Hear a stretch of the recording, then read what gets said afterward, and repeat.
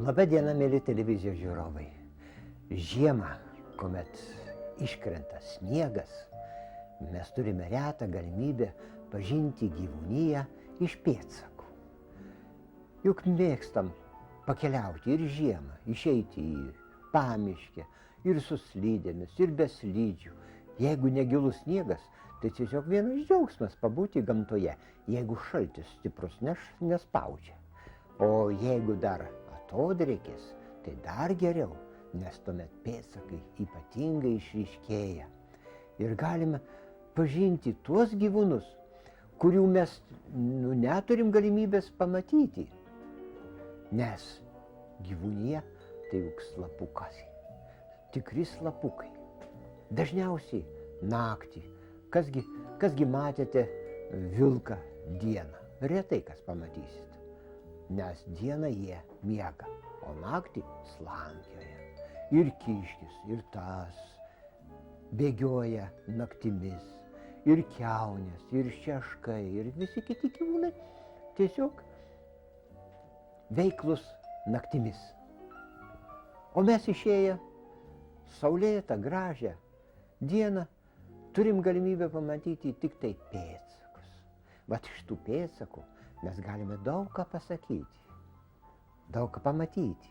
O jeigu pažįstam pėdsakus, tai galit ir drąsiai pasakyti, kas nuėjo, kur nuėjo, ką veikia.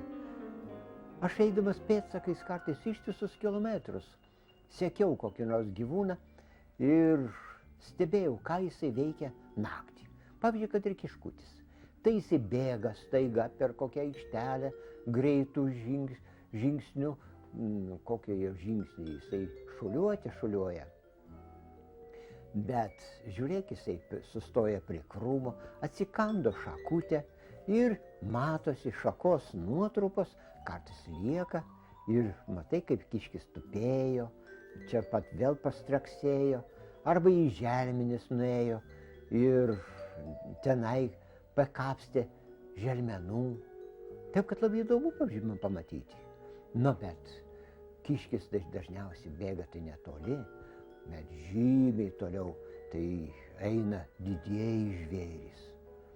Pamatyti briedžio pėdsakus, kaip įdomu. Tačiau įsivaizduokit, kad mes galime iš pėdsakų ir pasakyti, kada žvėris ėjo.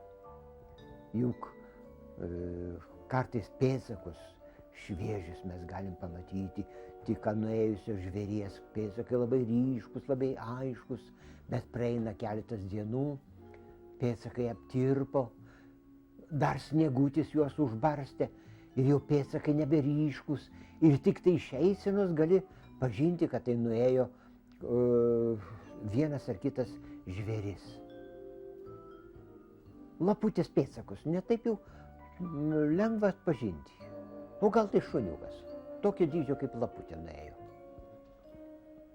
Iš pėdsakiuko mes galim, jeigu jisai labai ryškus, tai mes galime aiškiai pamatyti, kad laputės pėdsakas pailgas. Jeigu jūs paimtumėt, kad ir mano knygutė, va štai šitas Lietuvos gamtos, ir toje knygutėje štai pėdsakai yra. Ir ten tiesiog parodyta, kaip galima pažinti, kur nubėgo vilkas, kur nubėgo vilkinis šuo, kur nubėgo mažas šuniukas ir kur laputė. Laputės pėdsakas ilgesnis. Tenai šiaudelį tarp jos priekinių pirštų ir vidurinių gali padėti. O šuniuko šitaip nepadarysi, kadangi tada užkliudysi apatinių pirštų atspaudus. Tai va, štai iš atspaudo gali pasakyti, ar tai lapė, ar tai šuniukas. Bet ne tik tai iš to. Laputė, kuomet bėga, tai bėga tiesiog vieną liniją, kaip karoliukai. Pėdsakiukai vienas paskui kitą, jinai deda priekinę kojytę ir uždeda užpakalinę kojytę ir taip gražiai karoliukui ir eina pėdsakai. O šuo šiek tiek platesnis, storesnis ir jo pėdsakai neina tokia lygia juosta, o tokia eina lyg ir zigzaginė šiek tiek juostelė. Taip, kad pamatyti pėdsakų virtinėlė miške, mes jau galim pasakyti, ar tai laputė bėga. Bet žiūrėk, laputė bėgo, kažkur tai sustoja prie krūmo. Arba štai bėgo ir pribėgo prie pelės pėdsakų. O pelės pėdsakai vėlgi saviti. Ir galim pažinti, kur pelėnas, kur pelė. Juk pelė ilgą uodegą turi, jinai brūkštelna su uodega per pėdsakus ir matosi, kad į pelė bėgo. O pelėno uodega trumputė, jisai kelią iškėlęs jos ir tos uodegos visai nesimato. O jeigu žingsniukais bėgtų, o ne šuoliukais, dažniausiai tai būna kirstukas. Ir iš tų mažų pėdsakiukų gali pažinti, ar tai pelė, pelėnas, ar kirstukas mažytis nubėgo. O štai mes matom dvejukes. Du pėdsakiukai. Tai vėlgi dar klausimas, koks tai žvėrelis. Tai aiškus, greičiausiai tai bus kiauninis žvėrelis. Kiauninės žvėrelį ir deda dvejukes. Jie šuoliuoja. Jeigu tarp pėdsakų atstumas yra didelis, 70 cm, 80 cm, tai žiūrėk, tai greičiausiai nubėgo miškinė kiaunė. Bet gali būti ir akmeninė kiaunė. Vėlgi žiūrint kur. Akmeninę kiaunę galima netgi miestuose pamatyti. Ir nesistebėkit, kad jūs pamatysit priemiestyje kažkur tai nuo vieno tvartelio į kitą sandėliuką nubėgančius dvejukes. Tai greičiausiai bus arba šeško, arba akmeninės kiaunės. Miške, kai tuo tarpu dažniausiai miškinė kiaunė. Tai va tokie pėdsakiukai didesni tos dvejukės. Bet žymiai mažesni, tai vėlgi bus šermonėlio. Jeigu atstumas tarp pėdsako apie 40 cm, 50 cm, tai bus jau šermonėlis nušuoliavo. Šuoliukais. Ir tai žiūrėk, kartais jisai niurktelna į sniegą ir dingsta. Todėl, kad jisai kartais pakriūtėmis mėgsta pabėgioti, pažiūrėti, ar kokia peliukštė ten nesislepia. Ir, mėly televizijos žiūrovai, dar yra vienas žvėrelis, taip pat dvejukės deda. Tai bus žebenkštis mažytė, plonytė, jinai tokio pat storio kaip ir pelytė, tik kad ilgesnė. Ir jos šuoliukai žymiai trumpesni, apie 30 cm, 25 cm. O jeigu šuoliuoja labai greitai, tai žiūrėk iki 40 cm, bet jau jos pėdsakiukai žymiai mažesni. Žebenkštis mažiausias kiauninis žvėrelis. Ir į visą baltutėlį. Ir uodegos galiukas baltas. Mažytė. Į tokią landiką įlenda į pelės arba pelėno urvą ir pagauna šeimininką jos paties urvelį. O šermonėlis jis stambesnis, žymiai stambesnis ir jo uodegos galiukas juodas. Taip, kad pamačius šermonėlį iš karto gali pažinti baltutėlis, o uodegos galiukas juodas. Mūsų kunigaikščius, kaip kadaise piešdavo, tai žiūrėkit, jo mantija būdavo balta su juodais dryžiukais. Tai va tie dryžiukai tai ir buvo šermonėlio uodegos galiukai. Tai va, jeigu mes tuos dvejukes pamatysim prie upelio, upokšnio, arba netgi stambesnės upės, tai žiūrėk, tai bus greičiausia audinė. Audiniukės dydis kaip šeško, kaip kiaunės.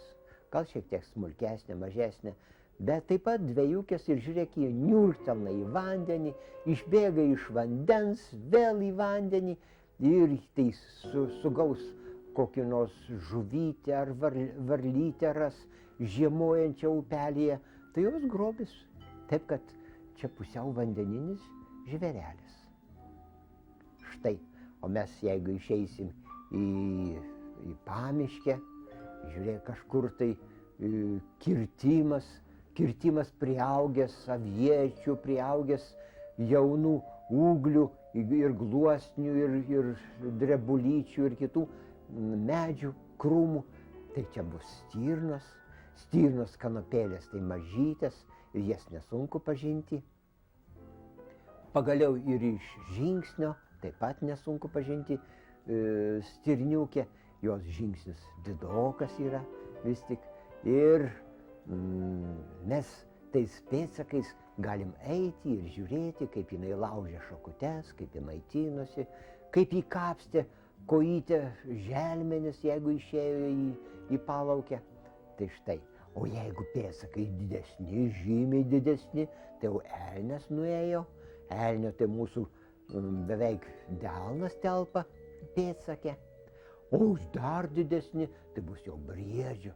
Dabar briedžio pėdsakus mes retai kad pamatysim. Ir man pavyko pamatyti tik tai senus pėdsakus, kurie senokai buvo praėjusio briedžio.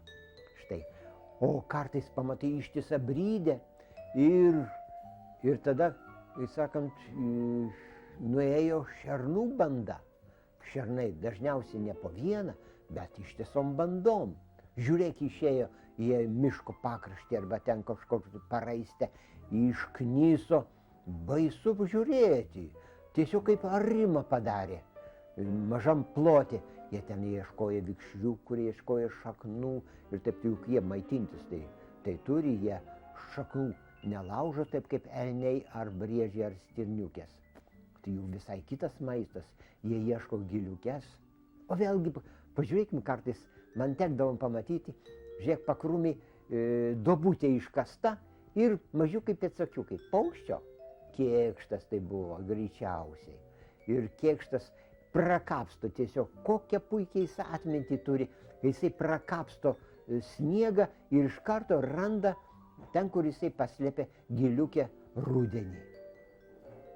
Mes einam į pakraštį, žiūrėk, rasim varnalėšų kerelį, o šalia varnalėšos ant žemės maži pėdsakiukai ir prilukštenta varnalėšų šitų sekliukių. Nu tai juk dagiliuko darbas.